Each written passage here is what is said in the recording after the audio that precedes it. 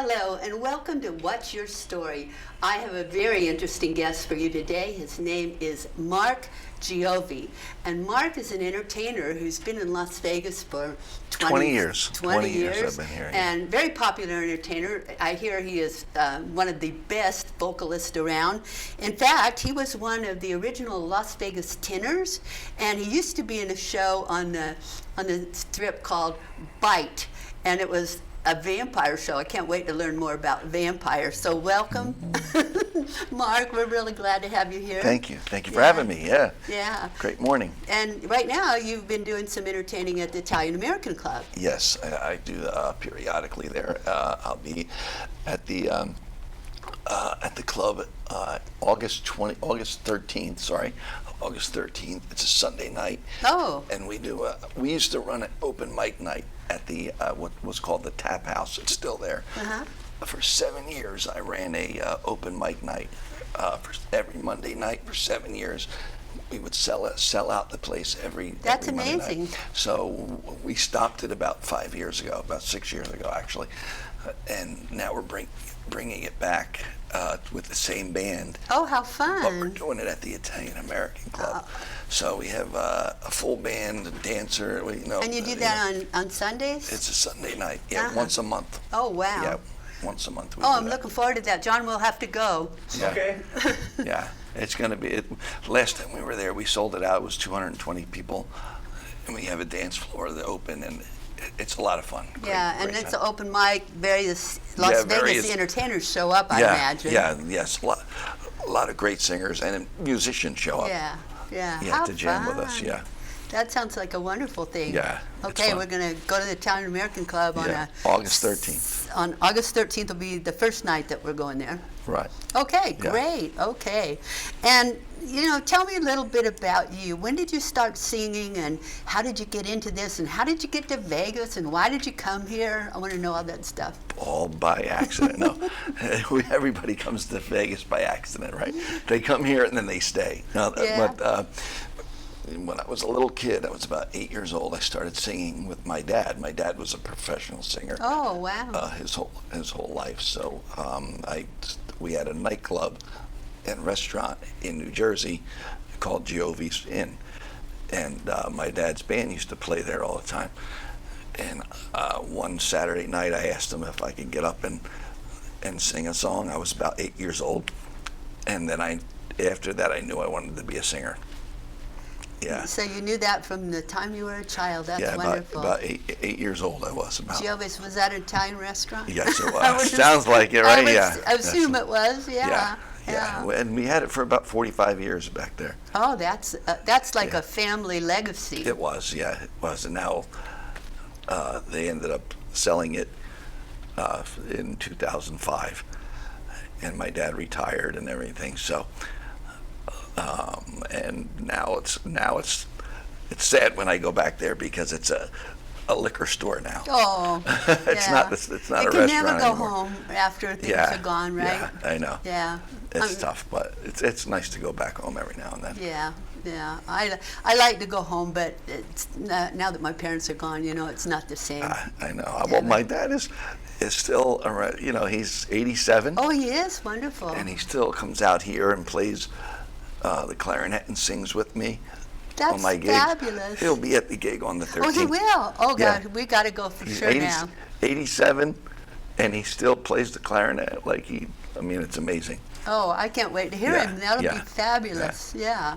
And so tell us about this vampire show you were in. It's called Bite. It was at the Stratosphere, was it? It was at the Stratosphere, yeah. When I first moved here, it was very difficult. My wife was pregnant. We had no jobs. We had a friend of ours that let us stay there until we got our feet grounded, at their house, and they were very nice about that. Scott and Cheetah, it was amazing that they let us do that. Then I started singing a little bit around town, and then I heard about this audition from a producer that he was holding auditions for this vampire show. And I said, "Ooh, it was classic rock music, which I loved singing classic rock music." And so I said, let me try it out. So I went down to the audition. There was probably, I don't know, about 10, 15 singers that auditioned for that. And I got the job. And I was in it for 6.5 years. We did it 6 nights a week. And it was a topless show. Ooh.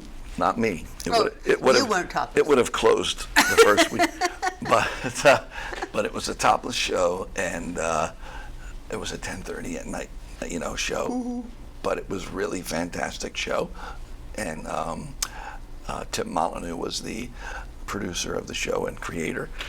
And I'm very thankful he gave me that opportunity. Oh, yes. And then we got the opportunity to take that show over to Greece. A producer from Cyprus came and saw the show and said, wow, he goes, this is really interesting. He said, would you mind if I brought this show over to Greece? And the producers met with him, and they worked out the deal and all this other stuff. And a few of the cast from Las Vegas went with that cast over there. And we opened it up over there. And we were there for 6 weeks in Thessaloniki, Greece, and we had the best time. Oh, I would imagine. Yeah, it was pretty amazing. And how wonderful to perform in a totally different culture and see the reactions to you. And it was very cool because everybody over there treated us like we were celebrities and stars. Superstars, yes. It was amazing, and they were super nice. The hospitality was amazing, and what I liked about it was the people who would come out to the show every night would be dressed in suits and ties, and isn't that like fun? that was a night out for Yeah. And that doesn't happen here anymore. It's everything's very casual and stuff. It used to happen I here. know, but was it happening when you first came here, or was it already? No, it was pretty casual. Yeah, was it? yeah. But the one bad thing about it, they allowed smoking in the theater. Oh, yeah. So I mean, all How do you these sing when you all can't these breathe? these people they're all smoking, and it was pretty crazy. But we had a blast over there. Oh, I'm sure. And what was weird was when we did it over there, it was not topless. They didn't want the topless part. No. Where you would think over there, they'd be more Open, I guess, to that, but they didn't want it. They wanted just a regular, regular entertainment show. show, right? And it was, the production was pretty amazing. It was pretty cool. That is amazing. Yeah. That's one of the things I've always loved about Las Vegas is the production of the shows. Yeah. They're just fabulous. Yeah. And years ago, when I used to put on big fashion shows for the conventions, for the spouse programs, I would use the showrooms, and I would get the best crew in the world because of the union guys that work in the showroom, and they would say, oh, do you want the smoke? Do you want some ice? Do you want these curtains? And they would make my fashion show into this major production. Yeah. Because it's all there. Right. Yeah. That's what Vegas is about. I know. Isn't it wonderful that we live here? I know. It is. It is. I know you came from New Jersey and it was wonderful, but I think Las Vegas is the best place in the world. Yeah, it's there's always something to do. Yeah. So for a while there, you were entertaining at the famous Bootlegger restaurant. Yeah, a little bit. Yes, that was actually the first place I performed in Las Vegas. Was it? Yeah, and now I'm the restaurant manager there. You're the restaurant manager now today. Years later, I work there every day now, but I don't sing there anymore. I just manage the restaurant and what we have, the Copa Room, which is the concert hall that we have different concerts and stuff. Because you still have entertainment regularly there. Yeah, 7 nights right? a week they have entertainment, but it's more piano players that sing. We have a harpist. It's not so much shows like in the restaurant anymore. Mm-hmm. It's pretty much background music right now. Yeah, and the food there is amazing. Yeah, I mean, I love a lot. There's a lot of food there that I like. Yeah. Yeah. And I get to eat it every day. Yeah, Italian food, it's wonderful. It's wonderful. So, what are you thinking about now? Are you going to continue to be an entertainer, or you're in the restaurant business, or? No, I'll always be an entertainer and sing. I mean, that's what I want to do. So I'm putting together a new show right now that is pretty much the New Jersey-based show because it's going to be Bruce Springsteen and Bon Jovi. Oh, wow. Like I said, I love classic rock music, so that's what I'm putting together right now. And I already have a band put together and everything like that, so we're working on the set list. And I'm going to mix the two iconics, Yes. you know, Bon Jovi and Bruce Springsteen are the two biggest people since Frank Sinatra to come out of New Jersey. So so we're putting together a whole show like that, and it's going to be a New Jersey-based show, but we're going to be doing it out here in Las Vegas. That's wonderful. Yeah. That's wonderful. So, and I perform at the Sterling Club a lot too. Oh, you do? Yeah, so once a month I'm at the Sterling Club, yeah. Wow, you are busy. I'm trying. Got to keep busy, got to keep moving. Now, you said when you came here your wife was pregnant, so I'm assuming you have a child. We have two. Two. My daughter is 19 and my son is 16. So they're great kids. They really are. We're pretty blessed. Yeah. You know, to have kids that aren't, you know, getting into trouble. They don't do that. Right. No. So are they Which- following in Dad's footsteps? Or are they singing? Or are they? My daughter could care less about music and that kind of thing. She's going to college, and my son is writing some music right now. Oh, great. So he sits in his room and he's got a microphone and a computer, and when he's not playing video games, he's writing music, which is cool. That is cool, Yeah. isn't it? That's really cool. Do you write? Oh, I write a lot of different things, and I've been hundreds and hundreds of songs that I've recorded over the years, and I actually wanted to play you a song that I wrote that I just performed on the Dennis Bono show. Yeah, we have a clip, right? We have a clip. Okay, yes. so let's take a look. Let's take a look. I sat down and wrote this song about my life growing up and being different, but we should all look at each other as the same and accepting people for who they are, and they may be a little different, but they're a different kind of normal, and that's the name of this song. And this goes out to my friend Bill Fain, because he helped me write the music. And it's a different kind of normal.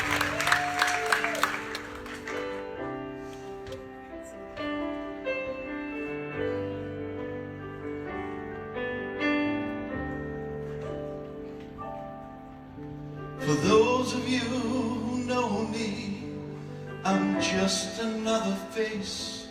For those of you who don't, I look a little out of place. A slow walk, an awkward stance, a little crooked smile. But I'm just the same as you in the eyes of a child. I'm a different kind of normal, not the only one.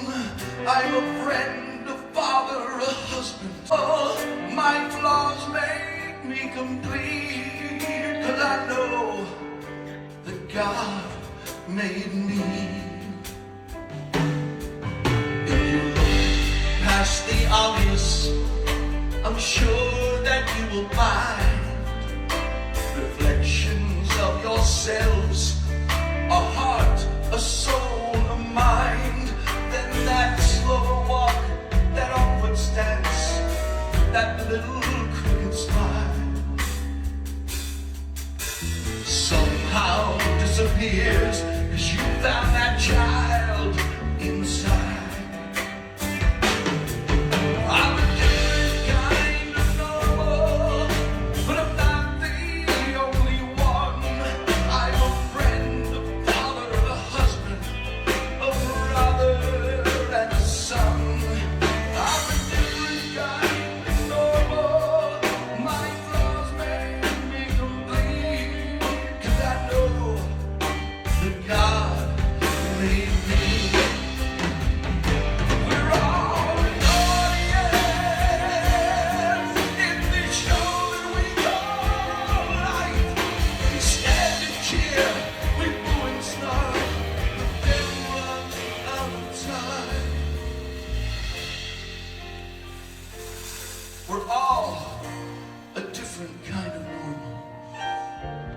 not the only ones. We're friends, we're fathers, we're husbands, we're brothers and sons. We're a different kind of love. Our love made us complete.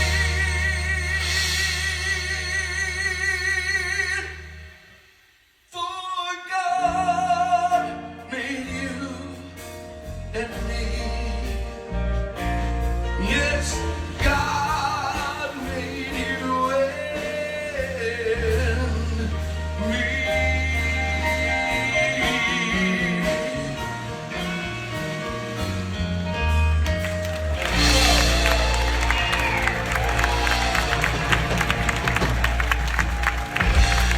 How beautiful is that? Mark Giovi. Okay, that was great. Tell Thank us you. a little bit about that. Well, that's a song that I wrote about my life, and about my life, and it's a song called "A Different Kind of Normal," where we're all different in our own way. Growing up with, I have cerebral palsy, so growing up with cerebral palsy, you're always looked upon as a little different. But it's normal to me. Yes. And it's normal to my family and friends and the people that I know. They don't even see it anymore, for God's sake. But to other people, you may look a little different, act a little different, but we should treat everybody as if they're normal in their life. That's what it's all about, respect. That's what the song's about. Respecting what, our differences, and because they're normal to us in our lives. And that's what the song's about. So if people would like to get a copy of it, how did they do that? Well, they could message me on Facebook, and I could definitely get them a copy of that. Okay, so Yeah. message you on Facebook. Yeah, Mark Giovi, MarkGiovi. Mark Giovi on Facebook. Right. Message you. Right. Because I'd like to have a copy. I'll get you a copy. That Yeah. sounds wonderful. That sounds wonderful. And so, Mark, you said you did some doo-wop. Yeah, I'm putting together a doo-wop show as well that we've done a few times. There's Arthur James, Lambus Dean, Billy Fisher, and Chris Tooley. We have a bunch of guys that get together, and we do this doo-wop show. And so far we've done it 3 times, and these shows have been well received, and we're actually doing another one. I think next month we have another one. It's for a private event, so it's not open to the public. But we're going to be doing some more. Oh, things like that. so if people have private events, they can actually hire your group to come and. Yeah, they can hire me. I have many different things. I have a 3-piece band, just me and tracks. There's a female singer that I work with, Genevieve Doo, who is fantastic person, fantastic singer. We do shows together. We have the doo-wop thing, so there's many different things that I can put together for private events. And the same thing, they can message me on Facebook, and I can come out, and I do everything from rock and roll to opera. So I even do, because I was with the Las Vegas Tenors. Yes. We do some Italian arias and things like that. Oh, how fun. Yeah, as well. So Yeah. Well, that's fabulous. yeah, a little bit of everything. I love music. Evidently, it seems like you do. You just Yeah. kind of light up when you talk about it. Yeah, yeah. That's what's kind of cool. It's interesting that you said Billy Fisher, because I have him booked to be on my show next week. Oh, Billy's great. You're Yeah. gonna love him. He's a fantastic guy. Yeah. John knows him. Well, you know John, the production Right, manager of course, here of at the course. station. And John knows him, and he said nice things about you, and he said nice things about Billy. So That's I'm because he looking- doesn't know me that well. That's funny. Yeah. That's funny. Well, what else should I know about you? Well, I love food and movies. Food and movies. As you can tell, I love food. Right? But You like Italian food best, or I do.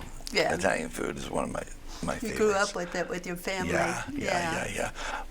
But one thing I did when I was younger, which was a pretty big thing. There was a singer who just passed away named Aaron Carter. I don't know whether you ever heard of him. No. You heard of Nick Carter of the Yes, Backstreet Boys? yes. So Aaron was the younger brother of Nick.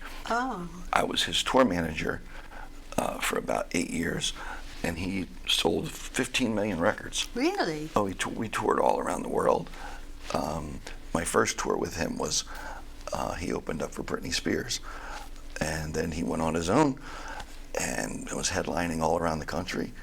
And then we even went over to Europe a bunch of times. So I got to travel the world with him, and that was quite amazing. That was a great experience to be a part of that. Go to the Grammy Awards and Nickelodeon Awards and all these different award shows and things like that as well. So I was a part of that in the business end as well. So I do the singing, and I also know how to do the contracts in the business end. Yes. So Yeah. you've worked on both ends of it. That's Yes. wonderful. Yeah. It's wonderful. So you can kind of make sure everybody's treating you well. Oh yeah, we'll make sure we get the right treatment. Yeah. What's your favorite song? My favorite song. Wow. I don't know if I have a favorite song because I love so many different styles of music. I mean, one of my favorite songs to sing is Nessun Dorma, which is an Italian aria, which was famously done by Luciano Pavarotti. Yes. But I love singing Bon Jovi, Van Halen, Barry Manilow. Yeah. So I don't really have a favorite song because I just love different kind of music. I mean, I have, favorites in every genre. Yes. Now Yeah. you said you love movies. Yeah. Do you have a Yeah. favorite movie? One of my favorite movies is the Gladiator. Really? Yeah, I love that movie. It's just the music. I actually went out and bought the soundtrack, and I always loved the music behind that, which was I think Hans Zimmer, and that was just amazing. I thought it was an amazing movie. Another movie I loved on the complete opposite end of the spectrum is History of the World, Mel Brooks. Yes. Right? That was like one of my favorite comedies ever. Yes. But It's interesting that you were talking about this really great song and the entertainers and all. I just heard on the radio that Dolly Parton is singing "We Are the Champions" for the Olympics. Is she really? Yeah, and Wow. and they that's played sort it. of interesting. Yeah, they played it on the radio, and I was thinking there are some entertainers that can sing some things, but maybe shouldn't be singing other things. Yeah. Is that true? There are definitely singers that are in specific genres. Yeah. But I could probably picture her singing that. I really could. I think I could picture her singing that. Yeah, they played a little bit of it I didn't hear a lot, but I was driving. I can't wait to hear and, that. Yeah, it was a different version, but Well, I'm I guess sure it's it's going gotta to be. play at the Olympics. They say. Got to put a little country flair I to that. know, I'm sure, right? Isn't that interesting? Isn't Yeah. that interesting? One of my favorite movies right now. Have you seen The Sound of Freedom? Yes, I have. I think every American, every person in the world should see this movie and really take it to heart, I think. And, we have to come together and stop Right. this. We have to stop this Yeah, because it's crazy. It's very unfair. And what I find interesting is the blasé attitudes that some people have about it. Yeah. I Some was- people say, oh, it's not real. No, this is real. It's very real. Very real and very And real. I mean, it's pretty obvious they show the real person, that Yeah. lived what the movie is. Right. But a friend of mine, Joan Peck, she writes novels, and she wrote a novel about sex trafficking, and she did it to raise money for that particular Wow, that's wonderful. area. And we were at a book signing recently, and this lady came up and she asked Joan what the book was about, and Joan told her, and she said, "Oh, that's just a bunch of hype. You know, there's no such thing." And she walked away, and Joan and I were both like, "Whoa!" Yeah, because they don't put it on the news. That's why. Yeah. But they don't put it on the news on purpose. they want to keep it silent. But it's amazing how people just are. They believe whatever they hear on the news. You know, oh, that's nothing. No, it's something. It is something, and it's very powerful. And that movie, like you say, that was one of the most powerful movies I've seen in a long time. Jim Caviezel's a great man. Oh, it was just fabulous. And I mean, I was sitting on the edge of my seat. Oh, yeah. The lady sitting next to me was looking at her phone, texting the world, and I was like, "What are you doing?" Yeah, because people in this country are oblivious. I think that's and yet, you know, sex trafficking is happening here right, in Las our Vegas, country. big, but it's in Las Vegas too. It's big in Las Vegas. Yeah. I know. Yeah. In fact, there's a wonderful lady that lives in Mesquite. She's 90 years old, and she works with a home that's, we don't say where it is, it's out in the desert somewhere, where they have about 35 girls that were sex trafficked that now live there, and they're trying to help them come back. And she goes every week, this 90-year-old lady, and she works with them on their self-esteem and helping them feel good. And she had me come and speak to them because I wrote a book, You Are More Than Enough. Wow. And she had me come and speak to these girls. And it was amazing to see. I mean, I'm talking 13, 14, 15-year-old Which means girls they started when they that were 4 or 5. been through hell. Hell. And they're living there, and I just want to take them and hug them and say, you know, thank God you survived this. And so when people say, "Oh, that's not real," I get so angry because I see these wonderful kids It's very real. that have been through this, and they were so cute. At the end of my little talk, raised their hand.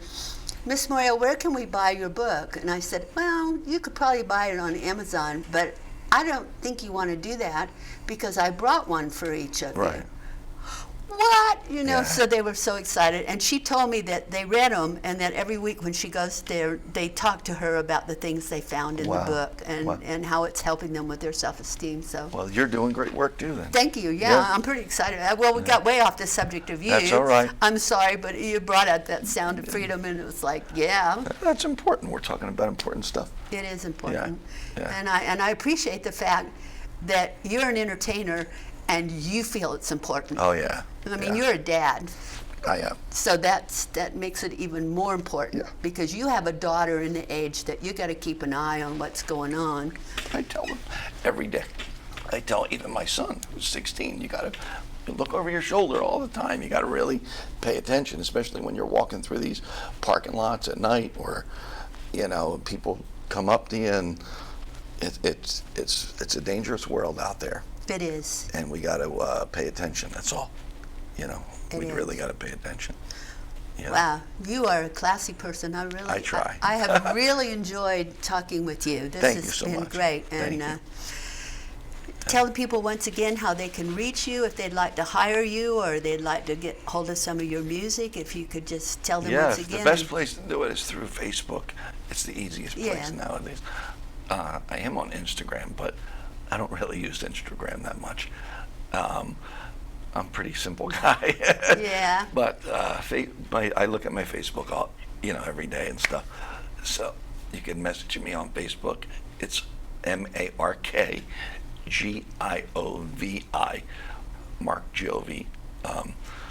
And you can just look me up on Facebook and message me, and I'll get back to you. I'll send you some music.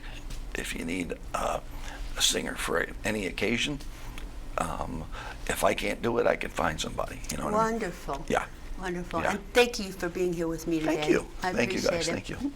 And thank you for being here with us. Look Mark up. You're going to be delighted to find out more about him.